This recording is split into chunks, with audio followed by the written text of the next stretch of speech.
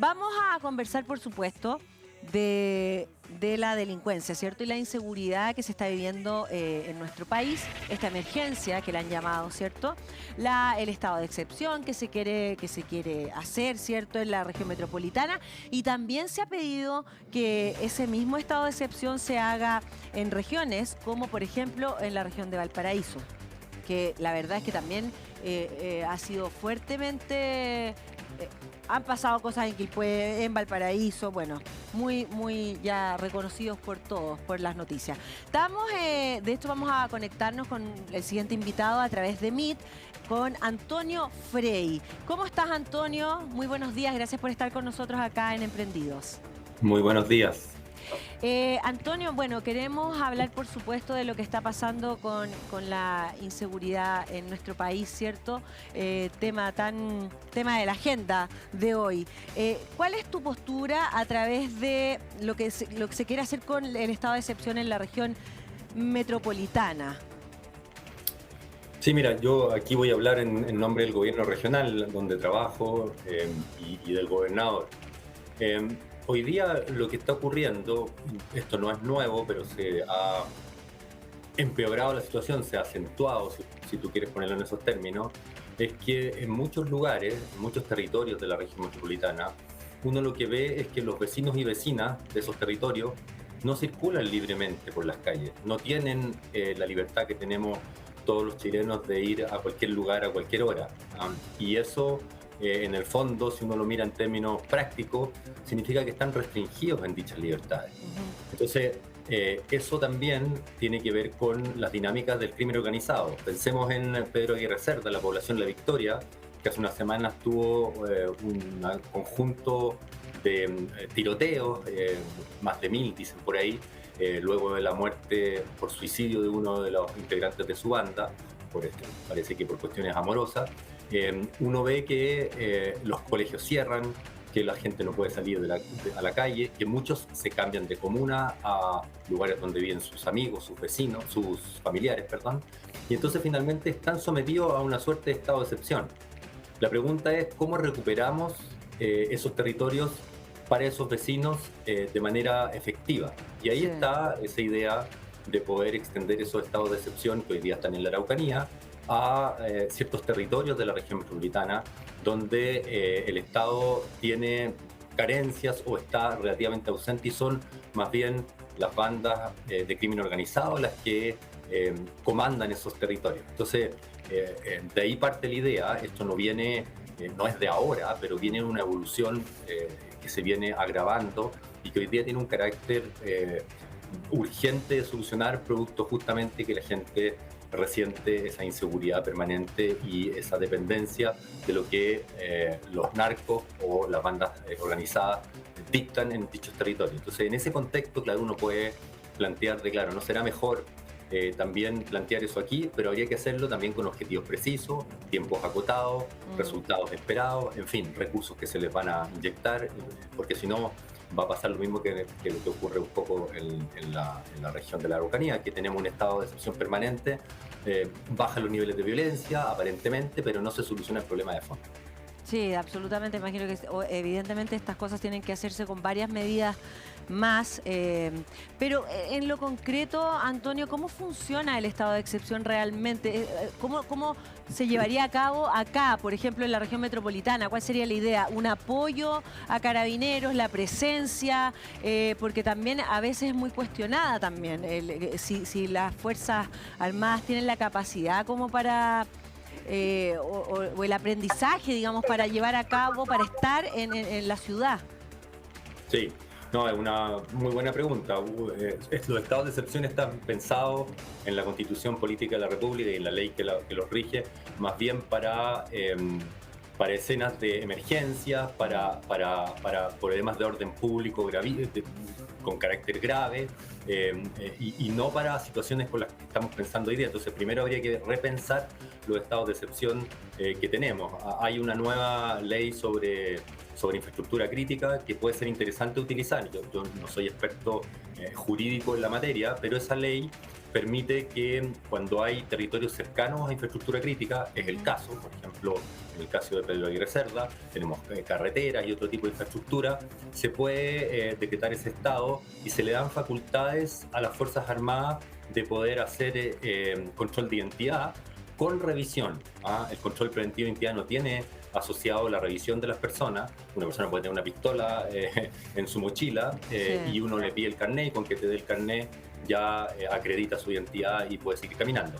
Esto amerita también poder revisar a las personas y poder también saber quién entra y quién sale. Entonces, en ese sentido, podría ser interesante. Es una figura, no estoy diciendo que sea la solución final ni que sea la solución correcta. Es una alternativa que está disponible.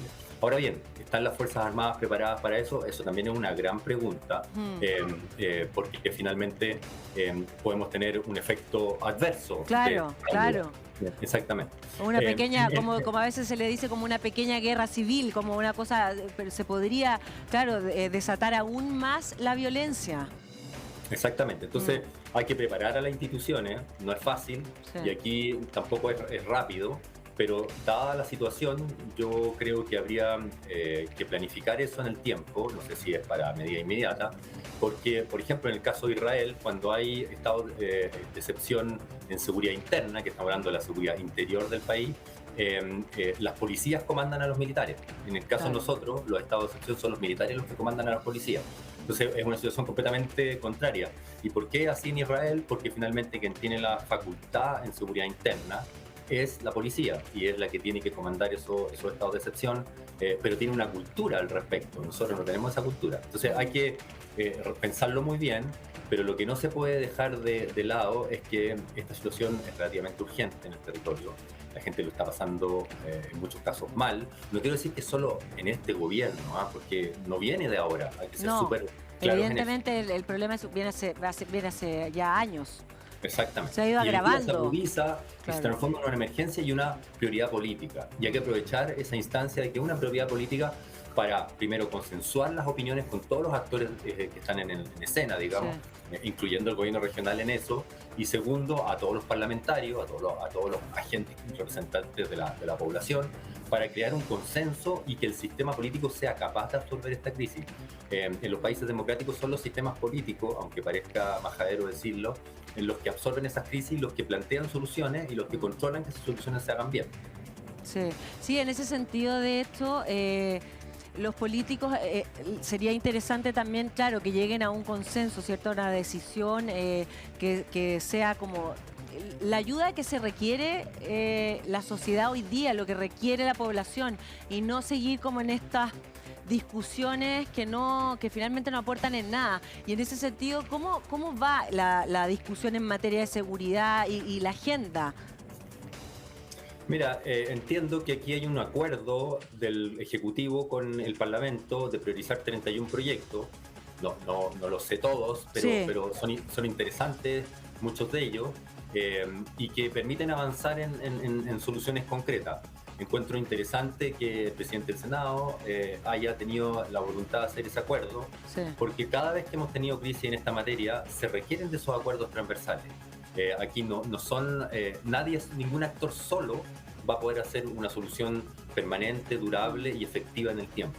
Entonces, creo que una habilidad del gobierno tiene que estar centrada en esa idea de poder consensuar posturas y de poder llegar a soluciones que permitan que todos los actores políticos se sumen, más allá de las críticas razonables que tiene el sistema político democrático y que tiene que estar además presente para poder implementar de verdad estas soluciones, hacerle seguimiento, evaluarlas. En políticas públicas hay poca evaluación, pero en políticas públicas de seguridad no hay ninguna o muy poca.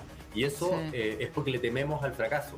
Y yo creo que el fracaso, en este caso, dada la emergencia de la situación, la crisis migratoria, la crisis pandémica, la crisis económica, la inflación, que son caldos de cultivo para el tema del delito, tenemos que pensar también en fracasar y aprender de esos fracasos. Ningún país llega a una solución de estos temas de manera fácil y todos los países evalúan justamente para aprender esos fracasos y avanzar. Y eso es fundamental. Entonces, toda política pública que se haga en esta materia tiene que tener un proceso de evaluación que permita decir si fue costo efectivo lo que hicimos o si podemos hacerlo mejor. Sí, Andón, yo te quería hacer una pregunta que tiene que ver como con el empoderamiento un poco de Carabineros, porque después de la lamentable, ¿cierto? El lamentable asesinato de estos 3 carabineros, los últimos 3, porque la verdad que son muchísimos más, ¿cierto? Se ha visto un empoderamiento de Carabineros y de hecho lo hemos visto también en las redes sociales, como por ejemplo gente que está grabando, ¿cierto? A Carabineros que hace poco de hecho se vio que intervinieron, como bajaron a personas de un auto, Carabineros se atraviesa, digamos, en una calle y baja a 4 personas del auto y los golpea y parece un funeral de alto riesgo, ¿cierto? Estos funerales narco que se le llaman. Y han corrido mucho de este tipo de imágenes. En ese sentido, ¿no hay una preocupación también? Porque evidentemente se genera algo que va a ser complicado de todas maneras, el que la policía intervenga en ciertos lugares. Van a haber, y se está viendo, muchas más noticias de enfrentamientos. Sí, bueno, a ver, el contexto general es que la profesión policíaca, por decirlo, vaya a hablar de una manera, el oficio policial, tiene riesgo, ¿ah? Y por eso mismo tiene asociado algunos colchones para poder asegurar que esos riesgos no sean de la misma forma que una persona normal, ¿ah? Una protección, penas más duras, ahora se está planteando justamente un reforzamiento de aquello para poder en el fondo resguardar la seguridad de los policías. Es parte de la profesión. El tema es la táctica que uno va, la táctica y la estrategia, la táctica y la parte operativa de cómo va a gestionarse eso en la práctica para producir el menor efecto posible negativo, en el sentido de un efecto colateral. Entonces, aquí no se requiere solamente de la fuerza pública en el sentido de la fuerza bruta, ¿ah? Se requiere una fuerza inteligente que piense de manera programada lo que va a hacer y que vaya evaluando progresivamente los pasos que va dando para poder generar el menor número de externalidades negativas, ¿ah? Y evidentemente eso va a producir roces, va a producir encuentros, va a producir incluso encuentros armados, porque las bandas están armadas, pero eso tiene que estar relativamente estudiado porque tenemos información para poder saberlo y en ese sentido anticiparse a los problemas que puedan tener. Por ejemplo, Carabineros tiene que tener, y en eso el gobierno regional va a estar muy disponible y ya tenemos una priorización de proyectos de poder brindar carros blindados, de poder financiarle carros blindados, porque no pueden entrar a esos lugares con autos convencionales, ¿ah? En el sentido de que pueden en el fondo perder la vida. Tienen que tener equipamiento adecuado, pero además tienen que tener estrategias, tácticas y sistemas operativos que los puedan llevar a cabo. Sí, y también, Antonio, hay varios temas, porque a veces es complejo hablar del tema de la seguridad solamente tomando como la punta de lo que se ve, la punta del iceberg, ¿no? Porque finalmente hay una cosa muy grande desde raíz que tiene que ver también con la inteligencia, con qué pasa con las cárceles, qué pasa con la inmigración, los sistemas, las aduanas, servicio de impuesto interno, la persecución de los dineros, ¿cierto?, de los narcotraficantes.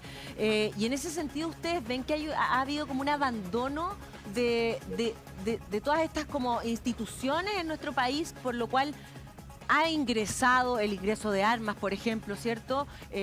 O la persecución de los dineros con el servicio de impuesto interno? Ha habido, en ese sentido, se tiene que reforzar, me imagino, todos estos sistemas. Lo que pasa es que más que un abandono, había un cambio muy brutal de la realidad. Entonces, nos quedamos atrás, por decirlo de una manera gráfica. Teníamos instituciones que están preparadas para una escena con migrantes que entraban en flujo determinado y ahora el flujo se multiplicó por 1000. Descontrolado, claro. Claro, entonces evidentemente que las instituciones implosionaron en el sentido literal de la palabra. Aduana está sobrepasado, servicio de impuestos internos también. Absolutamente, todo el sistema de control sanitario también, porque tenemos un flujo de personas mucho más importante y tenemos problemas mucho más agudos en muy poco tiempo. Y entendamos que, eso para no echarle la culpa a un gobierno determinado, tuvimos pandemia por medio, o sea, preocupación financiera y de gestión de los recursos en un elemento que era gravitante para la vida de los ciudadanos y por lo tanto que había que controlar durante casi 2 años. Entonces eso paró también el resto de de las inversiones que hace el Estado permanentemente para mantenerse. Entonces, tenemos que recuperar ese tiempo perdido, pero además pensar en grande en un periodo de escasez económica, de inflación, de cómo nutrimos al Estado de los instrumentos que requiere para poder ejecutar su trabajo. Sí, bueno, de hecho, Antonio, también con lo mismo que estabas diciendo, tú te iba a hacer esa pregunta que tiene que ver con todos los derechos sociales hoy día, porque de algún modo es una conversación que permanece, y que uno la tiene en distintas ocasiones con distintos lados, derecha, izquierda, centro. Es una opinión general que tiene que ver con que después del estallido se estaba luchando, ¿cierto?, por derechos sociales, bueno, educación y otros. Y hoy día vemos a un país de alguna manera más pobre, con las mismas conflictos, y las diferencias económicas siguen siendo iguales. Entonces, también como que poner tanto énfasis hoy día es necesario, ¿cierto? Es como que uno lo único que ve es que se necesita poner todas las lucas o todo lo que se pueda en la seguridad, pero sin abandonar todo lo otro, que finalmente yo creo que la educación, por ejemplo, es primordial para que esto otro no se desarrolle de esta manera también. Entonces, ¿cómo entrar por todos los sectores, agarrar todos los flancos, digamos? Dificilísimo. Pensemos en lo que le pasó al gobierno Piñera II, que tenía un plan de recuperación económica que había prometido los tiempos mejores y terminó con un estallido, por decirlo literalmente, en la cara. Y tuvo que gestionar el estallido y luego la pandemia.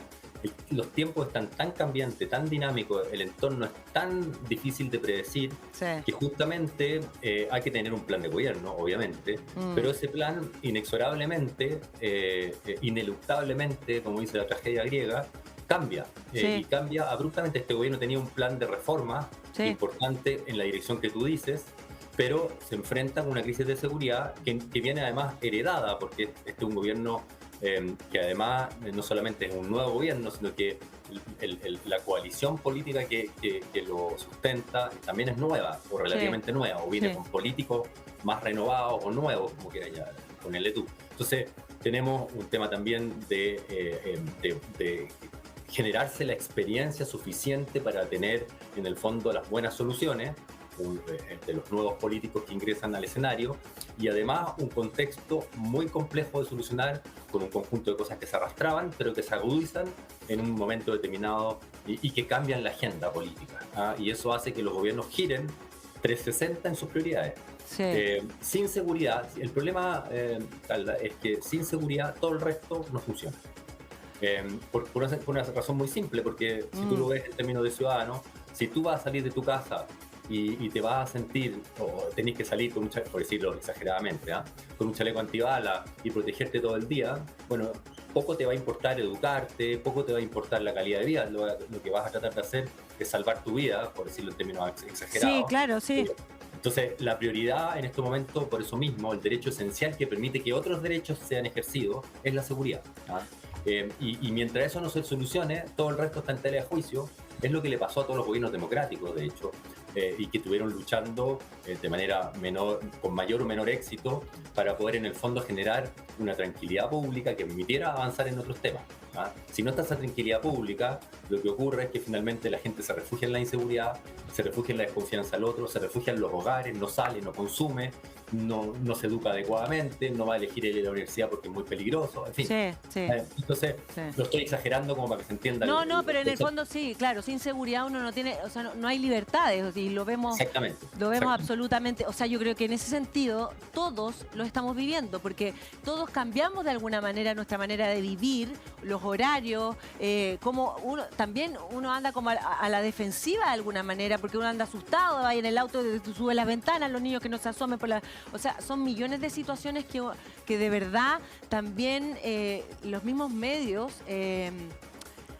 despertarse y acostarse con estas informaciones también de alguna manera te provocan una sensación de inseguridad permanente. Entonces, tampoco hay una... No sé si en realidad la labor es buena o mala, pero claro, estás bombardeado todo el tiempo por algo negativo. Entonces también es complejo para para que la sociedad también ande con una buena energía, porque finalmente también eso es muy importante, la salud mental, que evidentemente se ha visto pero totalmente colapsada en este tiempo y hay mucha gente que lo está pasando realmente muy mal. Ahora, en cuanto a la inmigración, el tema de la estigmatización de los extranjeros, ¿cómo lo están viendo desde el gobierno, como Estado también? Porque evidentemente se genera un problema ahí de xenofobia y porque no todos son iguales y en un principio los inmigrantes eran de súper buena calidad, mejoraron nuestro país, las conversaciones, la comida, millones de cosas. Y hoy día la verdad es que es muy distinto de ese momento. Sí, ahí hay varias aristas. Nosotros, a mí me tocó vivir en el país anterior, digamos, donde Chile era un país en el fin del mundo, venía muy poca gente. Yo me acuerdo cuando chiquitito, yo tengo nacionalidad francesa, entonces viajaba mucho a Francia, Sí. y era el último paradero, digamos, o sea, bajaba todo en Buenos Aires y quedaba yo solo en el avión, literalmente. Sí. Entonces éramos una cultura muy endogámica, muy hacia adentro. Y hoy día nos abrimos y llegó gente porque somos un país lleno de oportunidades, lleno de virtudes. Comparativamente en América Latina somos un país muy potente. Yo ahora estoy en Costa Rica y en otras partes, y se ve la diferencia en infraestructura, en muchos elementos, y por tanto somos muy atractivos para el resto. Porque hemos construido un país potente. Yo eso lo quiero destacar para decir algo positivo. Sí, digamos. totalmente, sí. Sí, y eso no tenemos que olvidarlo, más allá de las dificultades que estamos atravesando. Las crisis son buenas para los países que han generado procesos potentes. Entonces, hoy día somos atractivos y mucha gente es capaz de cruzar el desierto para venir para acá, la gente que viene por el bien, a la gente que viene a trabajar. Sí. Evidentemente que eso genera riqueza para el país. La migración en los países es riqueza. El problema es que junto a ello hay muchas condiciones de miseria, de pobreza extrema, de malas condiciones de vida que hacen que esa población que cruza la frontera también esté disponible para hacer pegas de todo tipo, entre las cuales está unirse al crimen organizado, porque en el fondo no tiene otra alternativa. Yo aquí lo quiero poner en términos concretos. Uno tiene que alimentar a su familia, y no estoy excusando a las personas, pero lo que quiero decir es que eso genera muchas oportunidades para que el crimen organizado se aproveche de estas situaciones de precariedad y en el fondo reclute de alguna manera gente para ello. Entonces hay dos caras de la moneda y eso tenemos que tenerlo súper presente. Y en ese sentido llegó la hora de ponerle coto a esto y de controlar la migración. Incluso podríamos plantear una migración selectiva, que en el fondo elijamos, como lo elige Canadá, como lo elige Israel u otros países, qué tipo de personas entran, porque nos aportan riqueza y conocimientos que nosotros no tenemos. Por ejemplo, ingenieros, por ejemplo, médicos, o lo que usted quiera, digamos. Pero eso requiere también de un control fronterizo. Y tenemos fronteras muy porosas. Entonces vamos a tener que, al final del día, invertir mucha plata para poder hacer que esas fronteras sean menos porosas y tener un control de la migración. Si no hay un control de migración en la situación actual del barrio, digamos, de lo que ocurre en otros países del continente, donde hay crisis severas, tanto humanitarias como de derechos humanos, como económicas, vamos a tener una migración descontrolada que va a tener consecuencias negativas y va a generar xenofobia en el país e incluso posturas extremas para poder darle solución. Posturas extremas que no son eficaces, que parecieran ser eficaces, pero que son más populistas que otra cosa. Sí, Antonio, pasando a otro punto, pero del mismo tema, el plan Calle Sin Violencia, ¿cómo se aplicará y cuáles son más o menos sus líneas de acción? Mira, yo me he enterado del plan Calle Sin Violencia por la prensa. Nosotros somos el gobierno regional. Sí.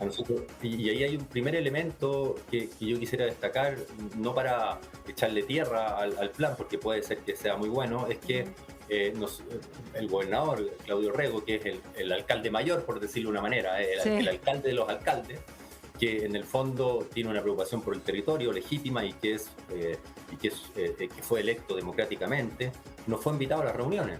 Entonces hay un primer elemento, un primer digamos, que es importante decirlo, no porque nosotros creamos meternos en los temas de seguridad que no tenemos las facultades ahora, sino que porque es muy importante en estos procesos de generar soluciones para las crisis que todos los actores estén sentados en la mesa para escuchar. Totalmente, sí. Entonces, es una primera falla. Ahora, en la prensa hay todavía ambigüedad, muchos elementos no están muy claros, pero en buena hora que hay un plan a nivel local que permita inyectar recursos, que permita fijar metas, que permita trabajar de manera intersectorial.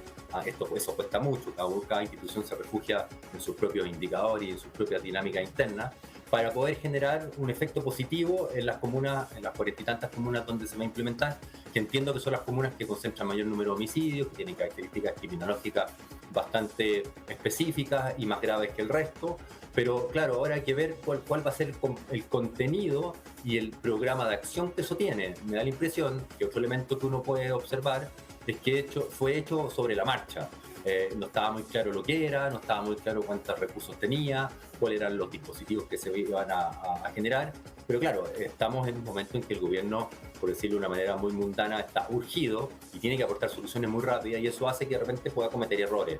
En ese sentido, señalar que hay que ser comprensivos al respecto, pero que tenemos que generar las dinámicas de trabajo para que todos los actores que están preocupados por el futuro y que han sido elegidos democráticamente participen de decisiones, y esto sea una suma de voluntades que permita que esto se aplique bien, ¿ah? Porque si no, tenemos gente que lo va a criticar, ¿ah? Justamente porque lo dejaron fuera. Sí, sí, absolutamente. Y el estado de excepción que hablamos en un principio, ¿tú crees que finalmente se va a dar eso o no? Mira, no tengo no soy predictólogo, digamos, ni leo el Sí, tarot, lo que pasa es que como que en pero un momento estuvo como muy como a punto de y como que ha ido avanzando otras líneas. sí, lo que sí, si se llegase a hacer, yo creo que hay que planificarlo muy bien y fijar muy específicamente qué se quiere obtener con eso. Si no, vamos a confundir el instrumento con el fin. Sí. El fin es dar la paz en ciertos sectores del territorio, donde no hay paz. Sí. Y el propósito es generar un conjunto de iniciativas que permitan que eso ocurra. Hay que darle tiempo, hay que darle recursos, hay que darle instrumentos de trabajo, hay que generar dinámicas para que ello ocurra y en función de eso aplicarlo. Lo que no se puede hacer es aplicarlo por aplicarlo y finalmente mantenerlo en un estado permanente. Claro, claro. Y eso creo que es un error que no se puede cometer. Pero hoy día, como bien digo, ya se vive, producto del narcotráfico y el crimen organizado, una suerte de estado de excepción. Entonces, tenemos que reconquistar esos sectores, tiene que estar acompañado de un fuerte elemento de inyección, de inversión. Si la legua tuvo algún grado de recuperación, no quiero decir que se haya recuperado, pero si tuvo alguna recuperación, o si Bajo Temena tuvo algún grado de recuperación, es porque se inyectaron recursos, porque se pusieron comisaría, porque se instaló el Banco de Estado, porque se pusieron servicios, porque se mejoraron las calles, porque las viviendas son más dignas, porque hay mejor educación. No es al revés. No es porque yo puse un conjunto de dispositivos represivos o de control que se mejoró. Eso es un paliativo mientras se hace el resto. Pero si no se hace el resto, no va a haber mejora. Entonces, tiene que estar acompañado de todos estos elementos. Y el problema que tenemos es que tenemos recursos limitados, producto justamente de una grave crisis que vivimos en estos años, económica, producto de la pandemia y otros elementos, y por lo tanto vamos a tener que hacerlo con pocas lucas más encima. Entonces, eso es un desafío mayor. Sí. Bueno, Antonio, queremos sumar a esta conversación a nuestro siguiente invitado, Raúl Celis, abogado académico, político, ex constituyente y ex intendente de Valparaíso. Hola Raúl, ¿cómo estás? Muchas gracias por estar con nosotros. Hola Carla, muchas gracias por la invitación. Bueno, te queremos sumar obviamente a esta conversación y también hablar de lo que está pasando en regiones, ¿cierto? Especialmente en Valparaíso. Para ti, ¿cuáles son las principales causas de una ciudad como Valparaíso esté hoy tan deteriorada? Lo que pasa es que Valparaíso, Carla, vive un proceso de deterioro desde hace muchas décadas. No es una cosa del último tiempo. Siempre dicen que empezó a decaer Valparaíso con la construcción del Canal de Panamá, 1914, o sea, más de 100 años. Pero en lo que yo he visto, lo que yo recuerdo bien, que son los últimos 40, 45 años de ir a Valparaíso prácticamente todos los días, sin duda ha habido una caída en los últimos años, una caída bastante notoria. ¿Y en qué se manifiesta esa caída? Por ejemplo, en las oficinas de los abogados. Yo soy abogado, ejerzo hace 35, 36 años la profesión.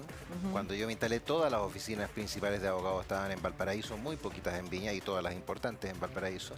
Hoy día debe quedar en Valparaíso menos de un 50% de las oficinas de abogados, y las más importantes se han ido trasladando todas a Viña o a Concón incluso. Sí, ¿Ah? sí. Entonces, y eso uno lo traslada al comercio, las calles comerciales, Esmeralda, Condel, hoy día prácticamente no tienen comercio. Pedro Montt, que era una calle importantísima, está llena de comercio ilegal, no de comercio establecido. La avenida Argentina, ¿para qué hablar? La calle Prat, que es el Wall Street porteño, lleno de rayados. Ahí está muy relacionado con la seguridad. Se ha perdido por completo en Valparaíso un control del orden público y de la seguridad. Pero la decadencia, como te digo, viene desde hace unos 100 años, probablemente que con distintos grados, pero yo creo que en los últimos, en la última administración alcaldicia por lo menos, este cambio, esta caída ha sido abrupta, ha sido mucho más intensa que en los años anteriores. Algo había recuperado, perdona, Valparaíso, Sí. con la declaración de ciertas zonas de la ciudad como patrimonio de la humanidad, que es una declaración que hace UNESCO y es una obligación que debe respetar el gobierno de Chile, ¿ya? Eso va más o menos para los porteños que se ubiquen desde la Plaza Aníbal Pinto hasta la Sotomayor y cubre el Cerro Concepción, el Cerro Alegre, más o menos, ¿ah? Que es la parte más bonita de la ciudad. No es todo Valparaíso. Bueno, algo recuperó en esa época, que fue hace 20 años. Creo yo que en los años posteriores hubo un desarrollo interesante en estos cerros, con hoteles boutique, restaurantes, pero lamentablemente en los últimos años se ha perdido, y a mi juicio se ha perdido en buena medida por una muy mala administración alcaldicia.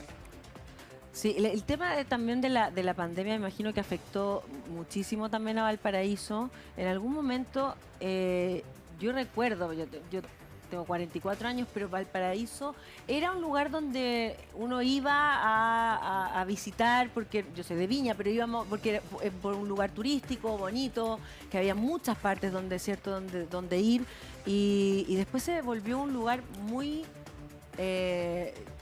peligroso en algún momento, en las noches especialmente. Ya uno ya no ibas para allá, y también muy sucio. ¿Y eso a qué se debe la suciedad, por ejemplo, de Valparaíso? Yo creo que es parte del mismo fenómeno, de un descuido por el orden público, por la seguridad. Se permite una cantidad ilimitada de ambulantes, de comercio ilegal. Si uno va al Congreso, a la entrada del Congreso se encuentra con comercio ilegal, es una cosa como absurda. La avenida Argentina, Pedro Montt, que era una calle muy importante, ahí estaban todos los cines de Valparaíso, gran parte de los cines estaban en Pedro Montt, lleno de comercio ilegal. Condel y Esmeralda prácticamente no hay comercio establecido, también tienes comercio ilegal. Hasta agencias navieras se han trasladado al Valparaíso producto de la suciedad, y yo creo que el comercio ilegal es bastante importante. Y muchas incivilidades. Un muy buen ejemplo fue lo que pasó con la bandera chilena en una actividad que fue justo antes de la votación del plebiscito por el apruebo o el rechazo. ¿Ah? Sí, recuerdo. Bueno, eso es parte de un desprecio por el orden público, y ese desprecio por el orden público, lamentablemente, es algo que permea a la extrema izquierda nacional, dentro de la cual se encuentra el alcalde de Valparaíso, y que es un poco curioso porque hay un desprecio por carabineros, por investigaciones, por las Fuerzas Armadas, pero si uno se va a los países que son símbolos para ellos, qué sé yo, Venezuela, Cuba, Nicaragua, hay una unión con las fuerzas de orden. ¿Por qué? Porque dependen del Ejecutivo, dependen de Fuerzas Armadas son parte del gobierno, por decirlo así, como las fuerzas de orden público. Pero yo creo que la administración alcaldicia en los últimos años ha sido un desastre para la ciudad. Antonio, para sumarte también en la conversación, el tema de la centralización, de que a veces uno se siente, o quizás no es así, por eso te lo pregunto, o a ambos, hay una mayor preocupación siempre como por la región metropolitana antes que todas las otras regiones, porque uno siente esa, es inevitable, ¿cierto? Sentir esa como centralización, digamos que siempre todo es hacia Santiago, hacia la capital, y quedan un poco descuidadas las regiones. ¿Es una idea? ¿Eso se ve así o en la realidad no lo es? Evidentemente que los países centralistas que tienen una estructura de funcionamiento donde las decisiones se toman, por decirlo de una manera simbólica, pero real en la moneda, digamos, tiene un efecto bueno de que puede emparejar políticas públicas. Un colegio en una región determinada es parecido al colegio en la otra región, porque se toman decisiones en un solo lugar, por poner un ejemplo, pero carece de la posibilidad de adaptar esas soluciones de manera mucho más fina, y ahí es donde se juega la eficacia de las medidas, a las características del territorio y a la participación también de los actores de esos territorios. Entonces tenemos ahí un elemento que tensiona la política pública. Hay muchos países centralistas, entre los cuales está Francia, como un gran ejemplo mundial de potencia centralizada. Y tenemos que pensar cuáles son los niveles de autonomía que tenemos que entregar tanto a los nuevos gobiernos regionales, que hoy día tienen facultades bastante limitadas, sobre todo en materia de seguridad, como a los gobiernos locales.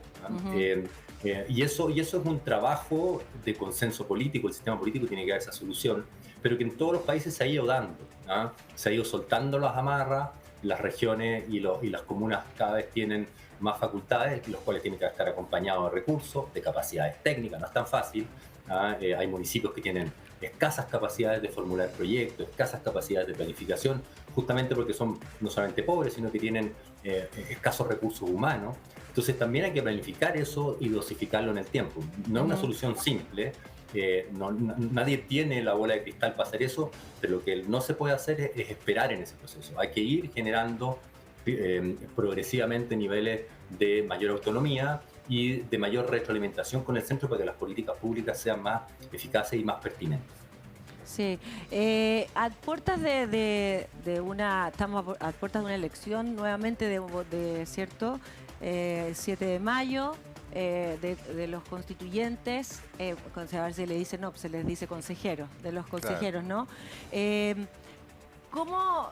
¿Cómo se ve? ¿Se ha un poco como abandonado? De alguna manera se ve una sociedad como que no está muy conectada con este proceso que viene, siendo que es muy importante, ¿no? Porque finalmente una constitución define, pone las reglas a seguir, por lo menos como que pone las reglas dentro de la cancha, ¿no? Que van a regir por lo menos durante 50 años más. En ese sentido, ¿cómo lo ven el distanciamiento que existe hoy día de la población hacia este nuevo proceso? ¿Voy yo? Sí. Sí, antes a mí me gustaría dar un dato aritmético que explica en parte la centralización del país. Entre Santiago, Valparaíso y Concepción está el 80% del electorado. Ahí están los votos. Entonces los gobiernos, las campañas las planifican en base a esas regiones. Pero bueno, respondiendo a tu pregunta, yo formé parte de la convención constitucional anterior. Y claro, ahí hubo una efervescencia impresionante por el proceso electoral. Salió un producto que, bueno, fue rechazado por el 62% de la población. Hoy día hay otro proceso muy reglado. Yo creo que está teóricamente bien hecho porque se establecen ciertos principios, que son 12, de los cuales no te puedes salir. Hay una comisión experta que te prepara un borrador, por ejemplo, por decirlo de alguna manera. Después hay un consejo de admisibilidad que te dice esto va en contra de los principios. El consejo de admisibilidad hasta ahora no ha intervenido, yo creo que va a intervenir en la fase siguiente. Y están lo que equivale a los antiguos convencionales, que es el consejo constitucional que va a trabajar en base a los principios y a lo que entregue la comisión experta. Ese es el diseño. Yo creo que el diseño es bueno, pero poco sexy, por decirlo de alguna poco manera. atractivo, pero en el fondo, Poco. claro, bien tranquilo, al parecer es mejor igualmente. Oh, sin duda. Evidentemente que sí. Sin duda, porque establece estos 12 parámetros. Claro, pueden ser algo genéricos, pero son muy útiles, porque te dicen, por aquí es el camino, y no te puedes salir de estos lineamientos principales. Esa es la gran ventaja para mi gusto una de las ventajas que tiene el proceso. Después que intervenga la comisión experta también a mí me parece algo positivo, aunque si uno revisa lo que ha aprobado la comisión experta, ellos han aprobado en general, hay votaciones en general y en particular. En general han aprobado, pero claro, han aprobado algunas cosas que son, han aprobado lo que han presentado prácticamente todas las fuerzas políticas, porque son generalidades. El detalle viene ahora, y ahí lo importante viene ahora con las indicaciones o enmiendas, como le llaman en la... y ahí es donde vamos a ver si se cumplen los 3/5. Yo creo que eso es difícil. Yo creo que van a haber problemas ahí para formar los 3/5. También los van a ver en el Consejo Constitucional. Y por eso, para mi gusto, tiene que ser idealmente una constitución minimalista. Si queremos entrar al detalle, no nos vamos a poner de acuerdo. En la convención pasada sí se lograron poner de acuerdo, claro, pero fue una convención que el ejemplo del árbol de Pascua es muy bueno porque está lleno de colgajos y de motivos, la causa por esta cosa, por esta otra, 1000 causas, claro, 1000 enemigos porque todas eran causas de minoría. En esta yo creo que lo que hay que hacer es un árbol lo más discreto posible, con pocos añadidos y que cubra los aspectos principales, más algunos que sí creo que son importantes abordar. Por ejemplo, descentralización creo que hay que profundizar un poquito, porque tenemos un problema grave en Chile. El 10% de los recursos, para redondear, se decide en regiones. Eso es una cosa absurda. ¿Por qué desde Santiago van a saber mejor qué es lo que necesito yo en Viña del Mar? En la región. Claro.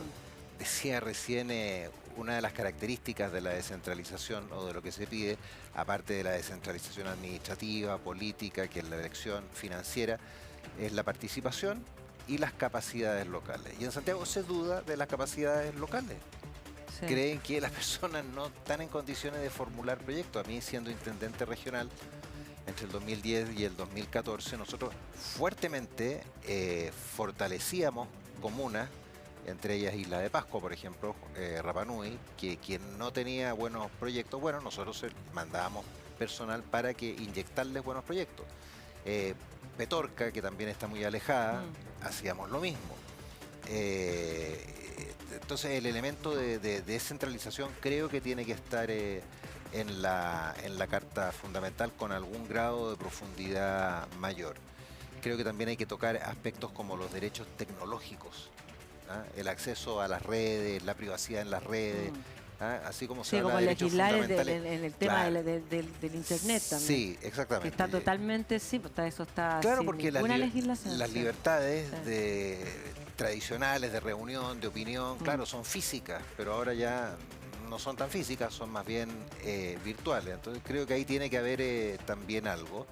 Creo que hay que regular también algunas materias relacionadas con los partidos políticos, porque uno de los grandes problemas que tenemos nosotros es la enorme cantidad de partidos políticos pero que hay en el Congreso. Ahora hay un tema con respecto a eso, claro, ¿no? Pero no han podido avanzar, no han podido avanzar porque no entran al detalle, entran a la línea gruesa, que dicen un 5% de umbral, pero queremos establecer excepciones aquí, allá, acullá. Y claro, con ahí las independientes se haría muy nada si funcionara eso. Es que los partidos políticos tienen que ser fuertes. A uno no le puede no gustarle, pero tienen que ser fuertes. Las democracias no funcionan sin partidos políticos, independientemente que a uno no le gusten, pero tienen que haberlo. Es un mal necesario para que funcionen las democracias. Esos aspectos creo yo que son importantes, por supuesto, normas medioambientales, profundizarlas un poco. Y los derechos sociales respecto a lo que hay, y los derechos sociales, que en realidad es una historia que tiene un siglo, la de los derechos sociales, no es una cosa nueva.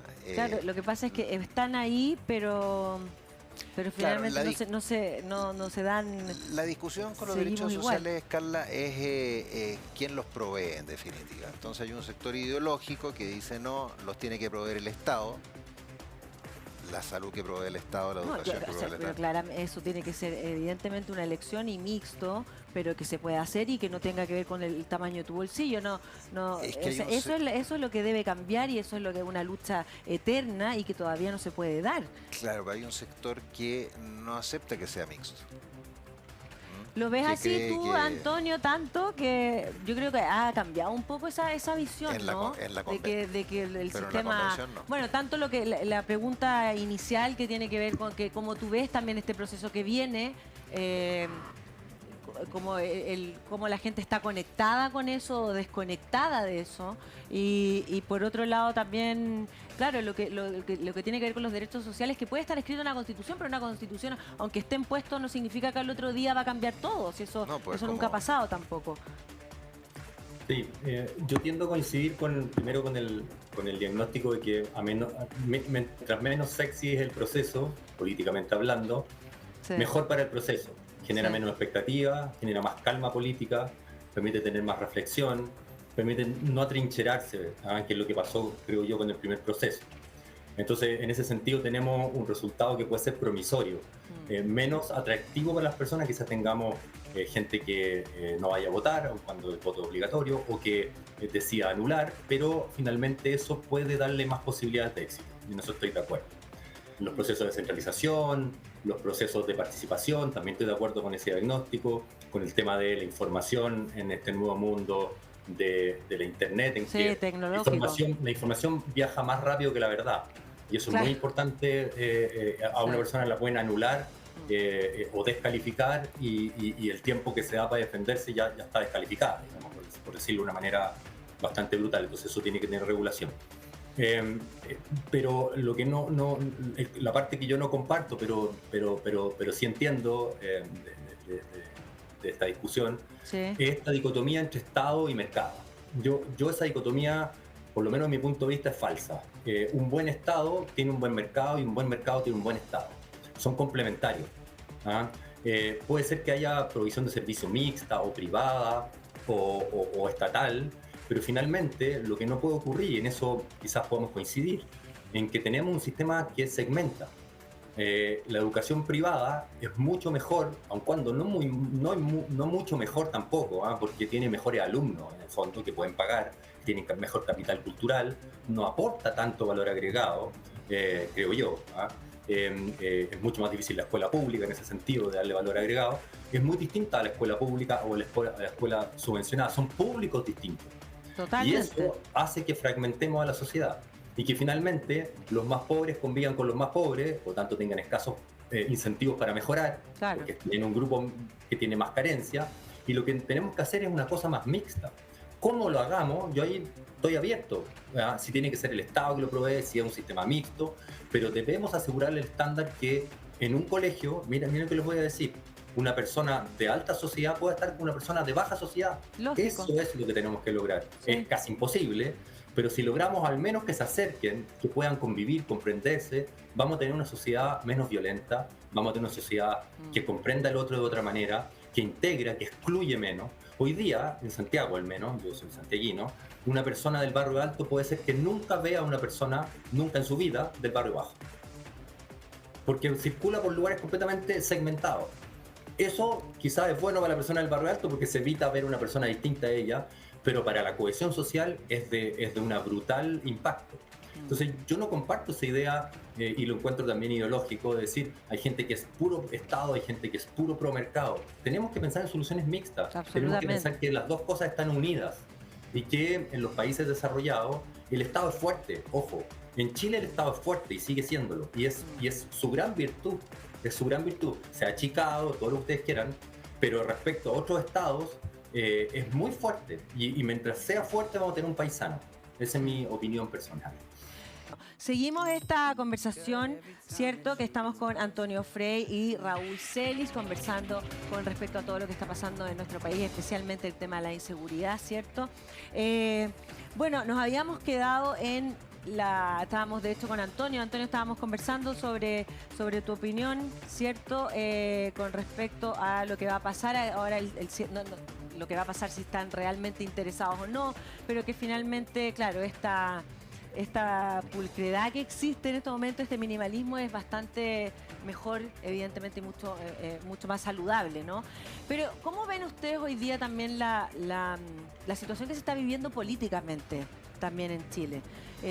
Evidentemente hubo un país, se vio muy polarizado en algún momento, y yo no sé si ahora sienten que con el tema de la inseguridad se ha visto más que ya no se está tan polarizado, sino que nos estamos uniendo como en un mismo camino, o lo siguen viendo igualmente dos posturas totalmente que van con su ideología y no se escuchan entre ellos. Abrirse a ideas quizás también buenas del otro lado, no solamente atacar, al contrario. ¿Cómo lo ves tú, Raúl? No, yo lo veo polarizado.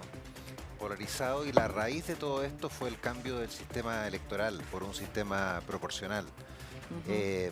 Hay una polarización y los ganadores en esas polarizaciones siempre son los extremos.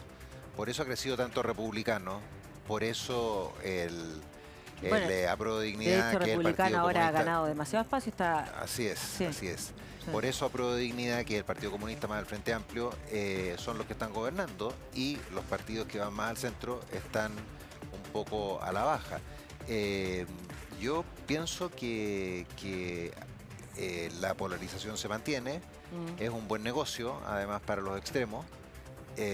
Pero es muy malo para el desarrollo. Pésimo, po. Sí. Pésimo. O sea, para que haya alternancia en el poder, y una alternancia razonable donde tú mantengas lo que viene de atrás, no puedes estar con polarización, porque va a venir un republicano que va a desconocer todo lo que se ha hecho para atrás, después va a venir uno de Apruebo Dignidad que va a desconocer todo lo que hizo republicano, y así sucesivamente. Por eso que yo soy más partidario de partidos de centro derecha en mi caso.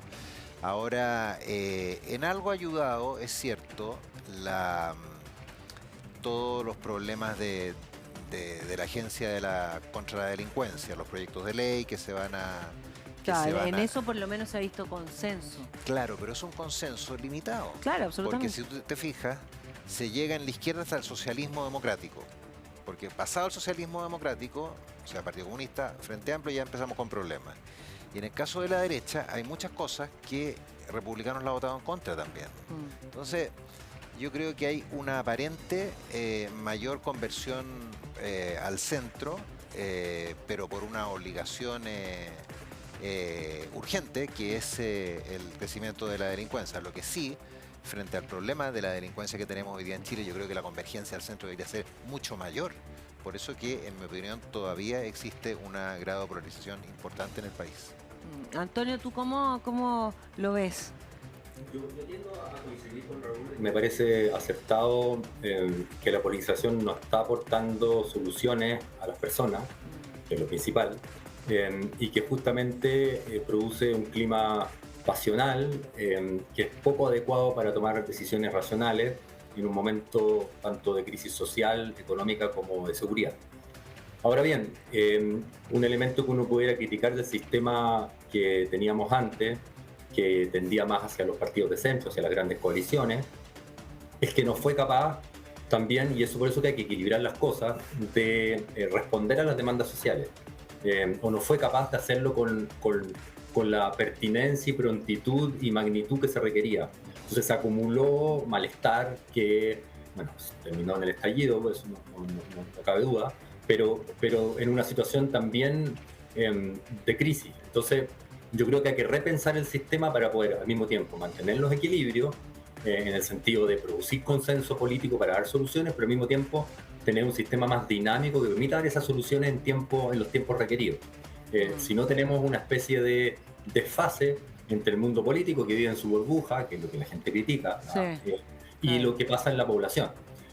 Y eso también tiene que ser visto. No es tan fácil como reequilibrar y hacer coaliciones grandes, que me parece una solución interesante, sino que también generar la competencia y la atención suficiente para que esas coaliciones se pongan con políticas públicas que permitan dar solución a los problemas de la gente, tanto en materia educativa, salud, quería hacer una observación respecto a la cuestión anterior. Yo voluntariamente soy FONASA, ¿ah? Lo pongo... bien, muy interesante eso, sí. Y lo hago porque el sistema de salud privado no me dio buenos resultados. Ya. Soy FONASA en Providencia, ¿ah? Donde hay recursos. Entonces no es el sistema público es muy que sea mal. distinto, tienes toda la razón. Cuando hay recursos, funciona. Sí. Es más, a mis hijas la llaman del consultorio para decirle que tienen que limpiarse los dientes, que tienen que hacer control sano. A mí me hacen los controles de los 50 años y todo lo que sigue después, que recursivamente. Nos cuidan súper bien. Sí. Es un sistema preventivo muy bien, con recursos que no son suficientes. Yo tengo doble nacionalidad y soy parte de Francia y también he vivido la salud francesa.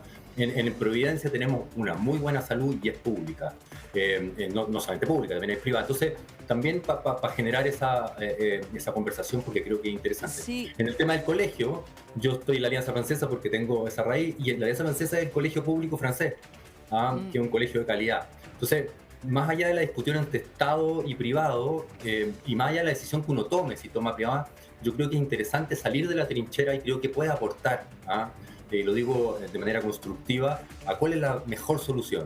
El Estado no es que haga mal las cosas, tiene escasos recursos, tiene también problemas de recursos humanos, lo que usted quiera, pero también se puede mejorar.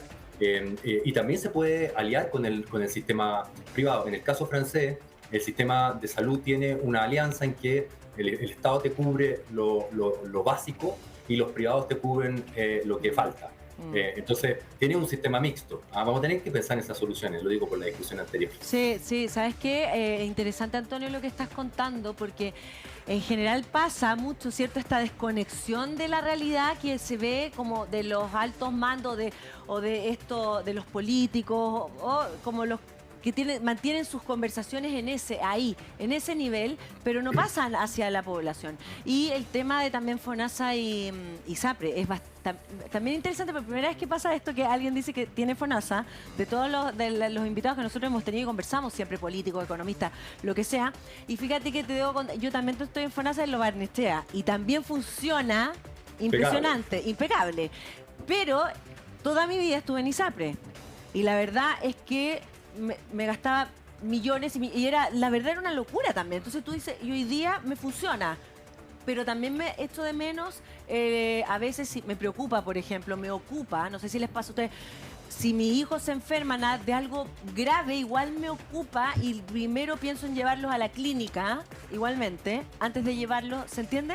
Entonces igual, claro, hay lugares donde funciona y hay otros lugares donde no funciona para nada, como, no sé, tengo familiares que están en lista de espera y están con cáncer y llevan años esperando una operación, y la verdad es que realmente es impresionante. La gente se muere en otros lugares, en nuestro mismo país, entonces las diferencias son demasiado grandes. Entonces, en ese sentido, por eso es importante también contarlo desde la posición de cualquiera, de cuando uno lo vive. Por eso creo que es fundamental que ese tipo de cosas mejoren para todos. Y ahí es cuando la repartición debe ser distinta. O sea, evidentemente eso tiene que cambiar. Y en ese sentido yo no sé si están las ganas. Por eso también se hablan de las trincheras y de las ideologías. Porque uno mira hoy día a los políticos y ves que siguen igual, que siguen en la misma postura y que no existe una conversación, que no existe un escuchar al otro, porque ya vas con la idea de que lo que te va a decir no es bueno o no te interesa finalmente. Entonces es ahí donde yo creo que la población se siente totalmente como como que no ve unos cambios. Entonces la inseguridad es lo que le preocupa. Bueno, arréglenme este tema, porque de verdad, por lo menos así voy a poder salir a la calle, voy a poder volver a ir a la plaza, porque en el fondo los delincuentes nos tienen encerrados a nosotros. Entonces, en ese sentido, algo hay que hacer. Y lo otro, una pregunta que tiene que ver con que muchas personas dicen que les gustaría escuchar disculpas o retractarse a los que hoy día son gobierno, ¿cierto? Como, bueno, me equivoqué, porque muchos han dicho, y quiero que también a ver si tienen una postura al respecto, la idea que tienen con respecto a eso, de que el diputado Boric es el peor enemigo del presidente Boric, por ejemplo, como dichos como eso. A ver, respecto de la democracia, de lo que hablabas tú, de la distancia de los políticos con la población, yo creo que uno de los mecanismos para mejorarla es aumentando la participación ciudadana.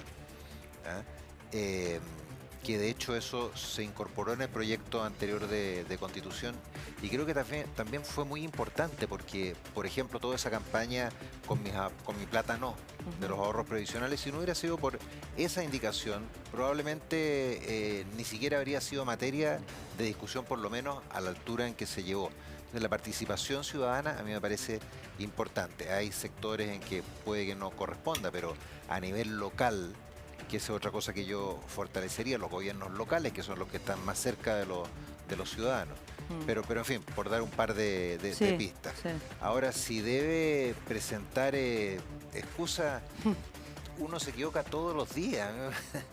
Yo no sé, se podría equivocar 5 veces al día, 10 veces al día, en decisiones que toma o en cosas que dice y que no debió haber dicho. No, yo creo que eso es sacar un provecho Sería interesante dejar de cuestionar pequeño. ese punto de vista. O sea, sí. yo creo que lo importante es cómo sigue de aquí para adelante, más que lo Mirar que hacia hizo atrás. Sí. Antonio, Dígame. tú piensas más, me imagino que piensas más o menos lo mismo, que no hay necesidad de seguir quedándonos en el pasado, o algunas personas que obviamente del otro lado, ¿cierto? Además de la derecha, que están permanentemente cuestionando los dichos o lo que pensaba o lo que votó, lo que no votó, ¿cierto? Anteriormente, tanto el presidente como los que están hoy día en el gobierno. Me parece que es como una postura de quedarse un poco en el pasado y no avanzar. Mientras estemos atrincherados en esta cosa politiquera de sacar ventajas de las situaciones, tanto para un lado como para otro, no vamos a dar soluciones de fondo. Yo creo que, voy a decir un detalle, pero mi doctorado es sobre la relación entre poder político y policía, particularmente carabineros y poder político. Ajá. Y lo desarrollé en el tiempo contemporáneo. Y una de las cosas que yo podría decir respecto a esa reflexión, es que Carabineros intentó autorreformarse durante los 20-25 primeros años de la democracia, inventó el plan cuadrante, hizo cosas muy interesantes, pero finalmente no terminó en un cambio que pueda asumir los problemas que tenemos hoy día. Entonces, la reforma a la policía, en el sentido de una reforma positiva, que le dé mejores condiciones de formación, que le dé mejores condiciones de vida a nuestros funcionarios públicos, que son además los que están encargados de defendernos para que podamos ejercer nuestros derechos, tiene que ser una agenda de Estado y no una agenda de gobierno. Yo digo eso porque no puede estar en las trincheras políticas, Claro. ni sacarse partido de eso. Y eso no tenemos que olvidarlo. Si olvidamos la reforma a Carabineros por el bien de Carabineros, producto que ahora está bien en la encuesta y antes estaba mal. La reforma no es porque está bien o mal en la encuesta, la reforma es porque necesitamos actualizar nuestra institución a la dinámica del entorno y a los problemas que tenemos actualmente. Entonces, si olvidamos eso, vamos a hacer un tremendo error. Vamos a dejar justamente las mismas condiciones que no son buenas. Uno va a una comisaría, yo los invito a ir a una comisaría, las condiciones sanitarias, las condiciones de vida, los implementos, las sobrecargas laborales, la falta de formación, son bastante graves. Y eso es lo de fondo, y eso es lo que tenemos que ver como sistema político para darle solución en el largo plazo. Ningún gobierno de por sí va a poder reformar una policía. Es un conjunto de gobiernos que desde su postura ideológica va legítimamente a dar soluciones progresivas a una institución que tiene que ser robusta, fuerte, y que lo ha sido históricamente, y tenemos que mantener esa robustez, pero para eso tenemos que renovar. Sí, Antonio, y por lo mismo, ¿no crees también un poco que las emergencias de alguna manera, Raúl también, ¿no crees que nos llevan a enfocarnos, ¿cierto?, en un punto, en una cosa, y de alguna manera abandonar otras? Evidentemente no se están abandonando, pero hay una extrema preocupación y ocupación en lo que hoy día es la emergencia que se está viviendo, ¿cierto?, de inseguridad. ¿Y qué pasa con los otros temas? Entonces, ¿cómo lo que tú mismo, la misma postura que has dicho, Antonio, que esto tiene que ver también como ir a una comisaría y ver cómo todavía te escriben con la mano, falta tecnología, tú dices, ¿cómo? A veces uno va y dice, pero ¿cómo todavía están de esa manera? O sea, no hay no se ve como inversión en eso. Y en ese sentido, ¿tú crees que la mirada, ustedes dos creen que la mirada está puesta realmente en eso? Yo creo que no. Aquí lo que pasa es que la contingencia te come.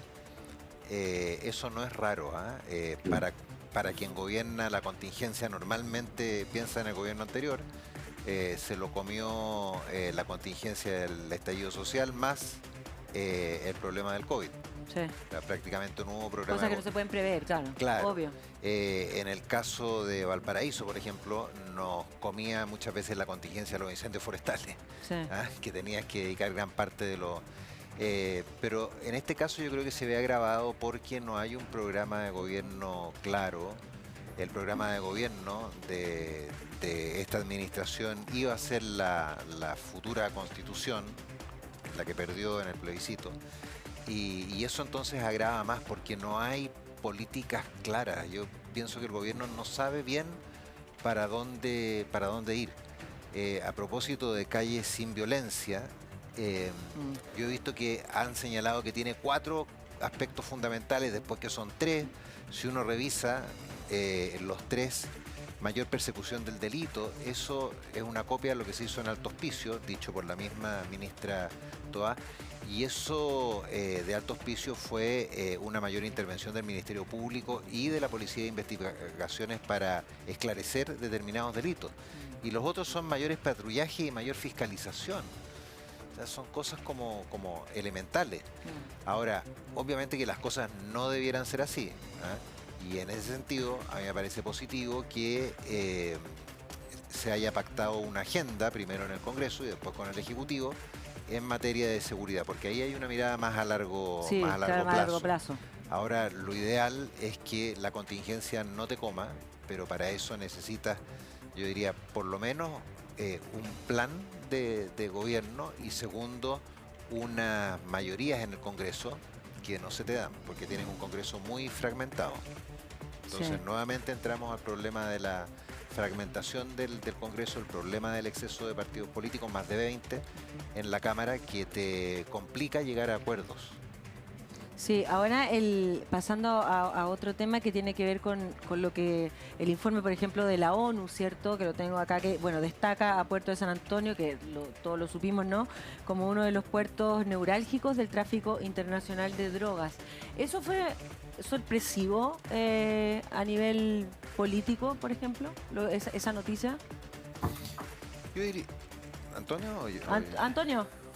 No, o sea, a mí no me sorprende nada porque he estado en el tema, analizando esos temas con el tema del comercio ambulante y todo lo que es la mercancía que entra por los puertos y que fluye hacia Santiago y es repartida por los comerciantes ambulantes. Mientras no detengamos ese flujo ilegal, no vamos a terminar con el problema del comercio ambulante por mucho que fiscalicemos, por mucho que pongamos fuerzas especiales, MEICs. Finalmente el flujo de mercancía es tan brutal, la cantidad de organizaciones criminales que están detrás es tan sofisticada que habiendo eso vamos a tener gente disponible, sobre todo gente que tiene problemas económicos, que vive en precariedad para hacer esa pega. Entonces no me sorprende porque la principal entrada es San Antonio y Valparaíso, por lo que entiendo, en el país.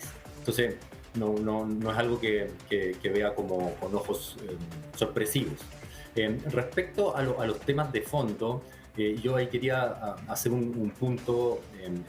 Hasta el segundo gobierno Bachelet, todos los gobiernos hacían un plan de seguridad. Todos los gobiernos estaban por ley mandatados a tener un plan de seguridad con metas concretas, metas de victimización, y con un conjunto de acciones que ellos preferían. En el caso de nosotros, cuando yo era subsecretario en el segundo gobierno de Bachelet, planteamos el tema de la descentralización de las políticas públicas con la creación de los comités comunales. No estoy diciendo que eso sea eficaz ni que sea una superpolítica, pero teníamos una línea conductora.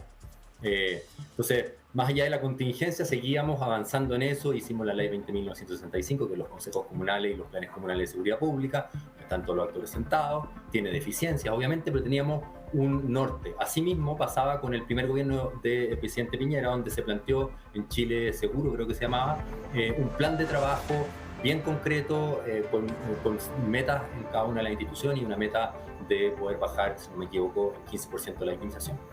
Producto de todo lo que ocurrió después, se dejaron hacer esas cosas y producto tanto de la pandemia como del proceso que se vivió con el estallido, se dejó de hacer esos planes y hoy día el gobierno no lo hizo tampoco, tiene un conjunto de medidas sueltas, pero no tiene un plan estructurado y eso hace que no tengamos un timón. ¿Ah? No estoy diciendo que sea bueno o malo el timón y eso hace que estemos sometidos a la contingencia, lo que estaba diciendo Raúl. Y eso es muy grave, ¿ah? Porque la contingencia hay que asumirla, hay que solucionarla, pero hay que tener una hoja de ruta. Si no se tiene una hoja de ruta en el caso de la seguridad, finalmente terminamos rellenando los hoyos con cualquier cosa y sobre todo con proyectos de ley. Estamos convencidos en Chile que subir las penas es efectivo. Me pregunto yo, ¿es eso realmente efectivo? No estoy siendo defensor de bajas penas, ¿eh? Estoy diciendo, subir las penas de un delito o crear un tipo penal en un delito específico, ¿es efectivo realmente? O sea, sería, cuando uno sube las penas, ¿realmente se aplican esas penas? ¿Realmente inhiben el comportamiento delictual? Yo no estoy tan seguro. ¿Ah? Y creo que es hora de plantearse esa pregunta. No creo que haya ninguna evaluación seria sobre alguna ley que haya provocado un cambio en esa materia. Y vivimos todo el día subiendo penas. Y yo creo que al subir las penas, lo que hacemos es inhibir el comportamiento de los jueces, que teniendo penas tan altas, en algunos casos, finalmente exigen pruebas indiciarias de tal nivel que no dan las condenas, o las dan menos. Entonces hay que hacer un equilibrio entre dureza de la pena y aplicabilidad real de la pena. Sí. Y que esa pena además tenga seguimiento postpenal y todo lo que sabemos. Entonces nos olvidamos de todo el resto y solucionamos todo esto con aumentar las penas. Yo creo que eso es bien ridículo. ¿Ah? Y sometemos a la población a una creencia que no es tal. Ahora, sí, bueno, de ahí hay un largo camino porque también tiene que ver con el Poder Judicial, que hemos visto que los mismos delincuentes ya están con cautelares o han cometido muchos delitos anteriormente y están sueltos. Entonces, la verdad es que claro, ¿cómo cómo el sistema resiste también esta cantidad de delincuencia? ¿Cómo lo haces si ni siquiera la gente de verdad va presa? Sí. Ahora partamos con lo de San Antonio. Lo de San Antonio, sí, después que nos fuimos para... No, yo dentro de todo me alegro del informe de la ONU. Nosotros somos un pasadizo inmenso, tenemos el paso fronterizo de los Libertadores. En el paso fronterizo de los Libertadores se trafica droga, pero como condenado. Yo iba muy seguido a decomisos, que los hacíamos en los Andes, los hacíamos en Valparaíso, pero eso es pan de cada día. Y por eso se instalaron unos pórticos que tenían por objeto verificar, entre otras cosas, si había droga o no en el paso. Ahora, yo entiendo que estos pórticos, estos escáneres no se han ido renovando. No, porque de San Antonio no funcionaba. No funcionaba. Claro. Ahora, esto en el puerto terrestre, que sí se ponía bastante empeño, pero en los puertos marítimos, claro, o sea, es evidente que existe una falta de control enorme. Y el contrabando por mar es, yo diría, muy práctico, es fácil también, porque puedes hacer un transbordo de la mercadería, por ejemplo, en alta mar y ya está. Y ya está, exactamente. Entonces, yo sería mucho más exigente en medir esto, en medir el ingreso de la droga en Chile, compraría los pórticos. Pero lo positivo es que revela una realidad que a mi juicio es indudable, que en Chile el narcotráfico existe, es poderoso, domina algunos sectores o algunas comunas, sectores de comunas o comunas prácticamente enteras y claro, la droga no llega por casualidad, llega por los distintos puertos chilenos. Exacto, sean por alguna terrestres, parte sean entra, marítimos. lógico. Entonces, yo dentro de todo, por eso digo, creo que es una noticia que permite que uno diga... activar la emergencia o darnos cuenta de que están pasando cosas que están pasando por alto en algún punto, porque tú también dices, bueno, ¿cómo el escáner no funciona? Justo. Es como que, ¿por qué? ¿Por qué un escáner no funciona? No funciona porque está malo, ¿no? Pero independiente de eso, o sea, como que Chile de algún punto también se ha vuelto un poco, uno lo podría decir, un país más corrupto. A ver, siempre, Carla, ha habido corrupción. O sea, la corrupción es... Pero en algún punto, nosotros nos jactábamos de no ser un país tan, Pero eso tan es corrupto. falso, eso es falso. Siempre ha habido corrupción. Lo que ocurre, piensa tú en hace unos años, este ejemplo no es mío, lo copio del Contralor General de la República que lo dio esta semana. Hace años en Chile no era raro que a un ministro se le regalara un caballo corralero, no sé si te acuerdas. Y parecía como algo normal, hoy día eso es impensable.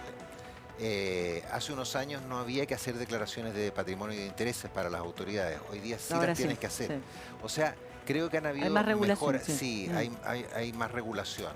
Ahora, si ha aumentado o no la corrupción, yo tengo mis dudas, porque creo que siempre ha existido. Sí. Lo que encuentro positivo es que haya un combate mucho más abierto a la corrupción, el financiamiento ilegal de las campañas, por ejemplo, o irregular de las campañas políticas. Ahí tiene otro elemento. Pero volviendo a lo de la droga, permite, claro, alertar a la población y tenerse que ocuparse de que existan mecanismos que permitan identificarlo. En general, ¿por qué no funcionaban? Porque habían pasado muchos años y no habían sido renovados. Esa es la explicación de fondo. Sí. ¿Y por qué no son renovados? Por falta de interés. Claro, sí. Sí. Porque lo estiman que no es una preocupación. Siempre decían, no, si Chile es un pasadizo nomás. No, eso no es efectivo. No es efectivo. Antonio, ¿cómo ves el camino ahora a seguir con respecto al tema de la inseguridad? ¿Crees que va a dar resultado lo que se quiere hacer, ¿cierto? Intervenir, que Carabineros intervenga, pero evidentemente apoyado de alguna manera, porque hay sectores en que Carabineros no entra directamente y no puede entrar. ¿Cómo ves tú como el futuro con respecto a eso, a la violencia? Yo pienso que, bueno, ya hay un primer acuerdo que estamos conversando con el Parlamento, en el Parlamento mismo y con el Poder Ejecutivo, donde se van a priorizar, entiendo que 31 proyectos, muchos de ellos importantes, y eso es en buena hora, digamos. Hay un tema también con una inversión en lo que se requiere para que la policía pueda trabajar, que se está tomando en serio. Los gobiernos regionales estamos haciendo mucho trabajo ahí de inversión en tecnología, en carros blindados, en elementos de trabajo para que puedan protegerse, en trabajo también con las municipalidades. Pero ahora hay que llevar a cabo un plan, ahora, no en el futuro. Eso es muy importante tenerlo en cuenta y hay que hacer una fuerza tarea que permita ir abordando las distintas aristas de este problema con una estrategia que es detrás, que permita en el fondo tener coherencia, ir evaluando las fases de esa estrategia, ir compartiendo con los distintos actores cómo se va implementando eso y cómo pueden coadyuvar en esa implementación. Y eso a mí es lo que más me hace falta, porque cuando uno habla de futurología, en el sentido de hacer proyectos de ley, de mejorar la dotación de la policía, de mejorar su formación, eso es futuro. El problema es qué hacemos ahora. Y la crisis está en ebullición, digamos. Sí. Y eso requiere mucha capacidad de liderazgo, o mucho liderazgo. Creo que Carolina Tobar lo tiene. Tiene que plasmarlo en un programa concreto y buscar a los aliados que eso requiera para poder ejecutarlo. Urge esa situación porque si no hay esa solución, como lo hubo en otros momentos de la historia clave, estoy pensando en el gobierno de Elwin con los movimientos subversivos, con el Frente Patriótico de Rodríguez, con Lautaro, que producían violencia política grave, que desestabilizaba la democracia naciente y que se pudo enfrentar. Son problemas distintos, de distinta magnitud, pero se pudo enfrentar con la voluntad de todos los sectores y se acabó razonablemente con la violencia política y se pudo conducir la democracia de manera adecuada. Entonces, no es la primera vez que pasamos por estos desafíos. El tema es cómo lo concretamos luego y cómo hacemos un plan de trabajo que sea visible para la población y que empiece a dar resultados prontamente. Sí. Antonio. Antonio, perdón, Raúl, es que estabas mirando ahí a Antonio. ¿Tu opinión con respecto a lo que se viene? Yo diría que moderadamente optimista. Concuerdo en que Carolina Toa es, creo yo, la persona indicada para dirigir esta campaña, digamos, contra la delincuencia, esta campaña de fortalecimiento de las policías. Carolina Toá es más o menos de la misma generación mía en la universidad. Yo la ubico desde que era dirigente universitaria. Siempre he tenido una buena impresión de su formación política también. La cosa es que ella mantenga el apoyo a Prueba de Dignidad, porque uno lee entrevistas del fin de semana y se da cuenta que le pegan unos palos sin nombrarla, pero enormes, por parte del Partido Comunista, de una diputada del Partido Comunista. Entonces, y ella además está pagando todos los costos, porque cayó en el índice de aprobación, que estaba muy alto, cayó a entre los más bajos, claro, porque estás absorbiendo todos los golpes que significan enfrentar la violencia. Yo espero, como digo, que ella continúe en el cargo. Me parece que es clave. Creo que hay pocas personas que podrían desempeñar hoy día lo que está haciendo ella, ese rol en el país. Me parece bien que el presidente esté en segundo plano, porque sé que esto le cuesta, esta asignatura le cuesta. Y bueno, moderadamente optimista, porque sí me parece que estos acuerdos de sacar adelante los 31 proyectos son en serio, y hay una mayoría parlamentaria que los va a aprobar. Van a haber votos, obviamente, de algunos sectores extremos que van a estar en contra, pero creo que se van a aprobar por una gran mayoría. Antonio Frey, Raúl Celis, les queremos dar las gracias por estar esta mañana con nosotros y conversar acá en Emprendidos. Gracias por la invitación. Gracias, Antonio. Gracias, que estén muy bien. Igualmente, que tengas un súper buen día.